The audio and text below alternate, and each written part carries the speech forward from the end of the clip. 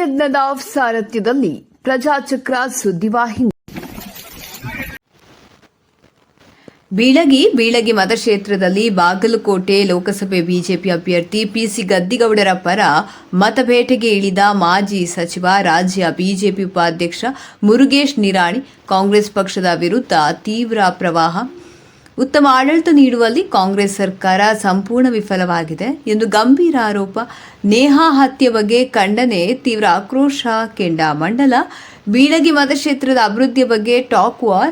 ಬಾಗಲಕೋಟೆಯಲ್ಲಿ ಬಿಜೆಪಿ ಅಭ್ಯರ್ಥಿ ಪಿಸಿ ಗದ್ದಿಗೌಡರ ಗೆಲುವು ಖಚಿತ, ನಿರಾಣಿ ವಿಶ್ವಾಸ. ಹೌದು, ಬಾಗಲಕೋಟೆಯಲ್ಲಿ ಬಿಜೆಪಿ ಅಭ್ಯರ್ಥಿ ಪಿಸಿ ಗದ್ದಿಗೌಡರ ಪರ ಮಾಜಿ ಸಚಿವ, ರಾಜ್ಯ ಬಿಜೆಪಿ ಉಪಾಧ್ಯಕ್ಷ ಮುರುಗೇಶ್ ನಿರಾಣಿ ಬೀಳಗಿ ತಾಲೂಕಿನ ಅನಗವಾಡಿ ಸೇರಿದಂತೆ ನಾನಾ ಗ್ರಾಮಗಳಲ್ಲಿ ಮತಬೇಟೆಗೆ ಇಳಿದರು. ಜನಪರ ಆಡಳಿತ ನೀಡುವಲ್ಲಿ ಕಾಂಗ್ರೆಸ್ ಪಕ್ಷ ಸಂಪೂರ್ಣ ವಿಫಲವಾಗಿದೆ ಎಂದು ಆರೋಪಿಸಿ ಕೈಪಡೆ ವಿರುದ್ಧ ತೀವ್ರ ವಾಗ್ದಾಳಿ ಕೂಡ ನಡೆಸಿದರು.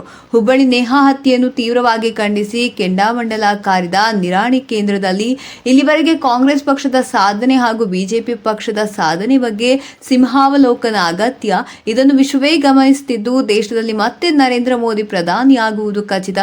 ಬಾಗಲಕೋಟೆಯಲ್ಲಿ ಬಿಜೆಪಿ ಅಭ್ಯರ್ಥಿ ಪಿಸಿ ಗದ್ದಿಗೌಡರ ಆಯ್ಕೆ ನಿಶ್ಚಿತ ಎಂದು ವಿಶ್ವಾಸ ವ್ಯಕ್ತಪಡಿಸಿದರು.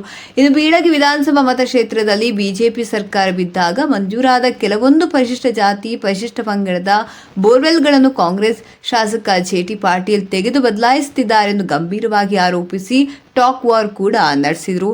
ಬಾಗಲಕೋಟೆ ಲೋಕಸಭೆಯ ಬಿಜೆಪಿ ಅಭ್ಯರ್ಥಿ ಪಿಸಿ ಗದ್ದಿಗೌಡರ್ ಮಾತನಾಡಿ, ಕ್ಷೇತ್ರದಲ್ಲಿ ರಸ್ತೆ, ರೈಲ್ವೆ, ಕೃಷಿ, ಪಿಎಂ ಉಜ್ವಲ ಯೋಜನೆ, Jal Jeevan mission, PM Mudra, digital ಸೇರಿದಂತೆ ಹಲವಾರು ಅಭಿವೃದ್ಧಿ ಬಗ್ಗೆ ಹೇಳ್ತಾ ಕಾಂಗ್ರೆಸ್ ಪಕ್ಷಕ್ಕೆ ತಿರುಗೇಟು ನೀಡಿದರು. ಬೀಳಗಿ ತಾಲೂಕು ಬಿಜೆಪಿ ಅಧ್ಯಕ್ಷ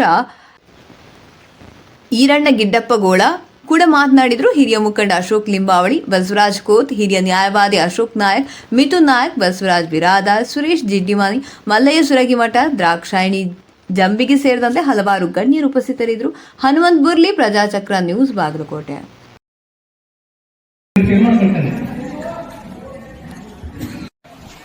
ಬಾಗಲಕೋಟೆಯ ಲೋಕಸಭೆಯ ಕುತೂಹಲದ ಕಥನ ಸರ್, ನಮ್ಮ ಪಕ್ಷದ ಅಲೆ ಹೇಗಿದೆ ಸರ್?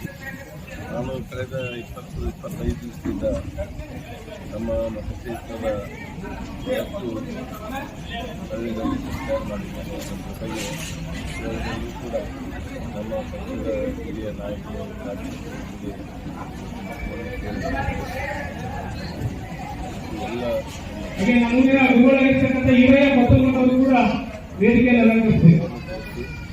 ಅದರ ಜೊತೆಗೆ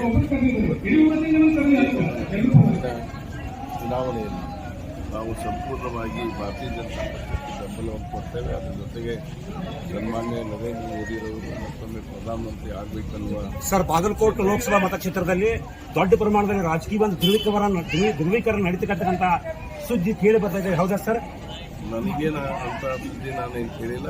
ಆ ಒಂದು ವ್ಯವಸ್ಥೆ ಇದೆ ಅಂತ ನಾವು ತಿಳ್ಕೊಂಡಿಲ್ಲ. ಸರ್, ಹುಬ್ಬಳ್ಳಿ ನೇಹಾ ಹತ್ಯೆ ಪ್ರಕರಣ ಬಗ್ಗೆ ತಾವೇನಂತೀರಿ ಸರ್? ಇದು ಬಹಳ ಖಂಡನೀಯವಾಗಿರ್ತಕ್ಕಂಥ ಒಂದು ಸಂಗತಿ. ಯಾಕಂತ ಹೇಳಿದ್ರೆ, ನಾವು ಈ ಕಾಂಗ್ರೆಸ್ ಸರ್ಕಾರ ಕರ್ನಾಟಕ ರಾಜ್ಯದಲ್ಲಿ ಅಧಿಕಾರಕ್ಕೆ ಬಂದ ಮೇಲೆ ಇವತ್ತು ಮಹಿಳೆಯರಿಗೆ ಸಾಕಷ್ಟು ಇವತ್ತು ಅನ್ಯಾಯ ಆಗ್ತದೆ. ಯಾವತ್ತೂ ಕೂಡ ಮಹಿಳೆಯರ ಒಂದು ಕಾಪಾಡುವಲ್ಲಿ ಇವತ್ತು ಸಂಪೂರ್ಣವಾಗಿ ವಿಫಲರಾಗಿದ್ದಾರೆ. ಇವತ್ತೇನು ಮೊನ್ನೆ ಹುಬ್ಬಳ್ಳಿಯಲ್ಲಿ ನಡೆದಿರ್ತಕ್ಕಂಥ ಘಟನೆ, ಇದನ್ನು ನಾವೆಲ್ಲ ತೀವ್ರವಾಗಿ ಖಂಡಿಸ್ತೇವೆ. ಇವತ್ತು ಇಡೀ ರಾಜ್ಯದಲ್ಲಿಂದ ಪ್ರತಿಭಟನೆಯನ್ನು ಕೂಡ ಮಾಡಿದ್ದೇವೆ. ಸರ್, ಲೋಕಸಭೆ ಚುನಾವಣೆ ಮುಗಿದ ನಂತರ ಮುಖ್ಯಮಂತ್ರಿ ಪೂರ್ತಿ ಬದಲಾವಣೆ ಆಗ್ತದಂತ ಸರ್ ಯತ್ನಾಳ್ ಸಾಹೇಬರು ಗುಡುಕ್ತಾರೆ ಸರ್, ಹೌದಾ ಸರ್? ಅದು ಅವರವರಲ್ಲೇ ಕಟ್ಟಾಗಿ ಬಂದು ಆಗಬಹುದಂತ ನಾನು ಅನಿಸ್ಕೊಂಡಿದ್ದೇನೆ ಸರ್. ಮತ್ತು ಕೇಂದ್ರದಲ್ಲಿ ಎಷ್ಟು ಸ್ಥಾನಗಳು ಗೆಲ್ತೀವಿ ಸರ್ ಹೆಸರು ಸರ್? ನಾವು ಕೇಂದ್ರದಲ್ಲಿ 400 ಆಸ್ಪಾಸ್ ಗೆಲ್ತಕ್ಕಂಥ ಒಂದು ವಿಚಾರ ಇದೆ NDA ಇಂದ. ನಾವು 376-78 ತನಕ ನಮ್ಮ ಇಂಡಿಪೆಂಡೆಂಟ್ ಆಗಿ ನಾವು ಸರ್, ಲಿಂಗಾಯತ ಶ್ರೀಗಳು ನಾಮಪತ್ರ ವಾಪಸ್ ತಗೊಂಡಾರ ಸರ್, ಯಾವ ಪಕ್ಷಕ್ಕೆ ಲಾಭ ಆಗಬಹುದು ಸರ್? ಅದು ನಮ್ಮ ಪಕ್ಷಕ್ಕೆ ಲಾಭ ಸರ್. ರಾಜ್ಯದಲ್ಲಿ 28 ಕ್ಷೇತ್ರದಲ್ಲಿ ತಾವು ಈ ಸಲ ಎಷ್ಟು ಗೆಲ್ತೀರಿ ಸರ್? 28 ಕ್ಷೇತ್ರ ನಾವು ಗೆಲ್ತೇವೆ ಸರ್. ಬಾಗಲಕೋಟೆ ಲೋಕಸಭೆ ತಾವು ಈ ಸಲ ಎಷ್ಟು ಅಂತರಗಳಿಂದ ಗೆಲ್ಲಬಹುದು ಸರ್? ನಾನು 2 ಲಕ್ಷ ಮತಗಳ ಅಂತರದಿಂದ ನಾನು ಗೆಲ್ತೇನೆ ಸರ್. ಪಂಚಮಸಾಲಿ ಸಮಾಜಕ್ಕೆ ಮೀಸಲಾತಿ ಕೊಟ್ಟು ಮಾತಾಡೋ ಅಬ್ಬಾಸ್ ಲಕ್ಷ್ಮೀಬಾಯಿ ಹೆಬ್ಬಾಳ್ ಸರ್ ಈಗ ಮೌನ ವಿಚಾರ ಈಗ ಅದು ಹೋಗಿದೆ. ಮೊನ್ನೆ ಬೆಳಗಾವದಲ್ಲಿ ಎಲ್ಲ ಡೀಟೇಲ್ ಮಾತಾಡಿದ್ದೀನಿ.